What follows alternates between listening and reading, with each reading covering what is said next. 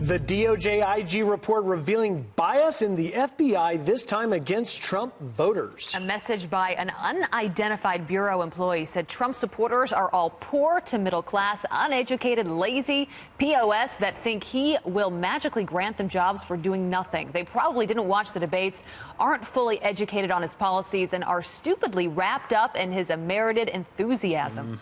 Well, joining us now to react is former CEO of Godfather's Pizza and 2012 Republican presidential candidate Herman Cain. Mr. Cain, thanks for being here this morning. So, how do you react to the revelation that top-level FBI agents classified not just the president but his supporters that way? How could they have been fair in the process?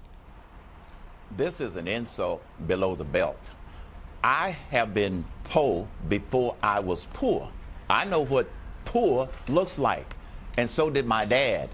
My dad wasn't around to vote for Donald Trump, but he would have, because my dad believed in less taxes, less government, and more individual responsibility. What my dad did was work 3 jobs when he had to. So I don't consider that lazy. And we eventually went from poor to where we weren't so poor. So I don't know what they're talking about. And allow me to make one other point. I'm sure that most of the people in the FBI are good, dedicated professionals. You're going to have a few bad apples, like the ones who make these kind of statements. I believe someone with this insulting attitude sees the world only through the narrow lens of what they capture in liberal New York, liberal D.C., and liberal Hollywood. It doesn't represent the lens of the media for regular people. So I think that they are living in a bubble that they need to get out of. Herman, there were 5 agents that out of the IG report that were referred for administrative action, but there is clearly a culture of pervasive bias existing at the headquarters. I ask you this question: do you draw now into question the bias in the Mueller investigation?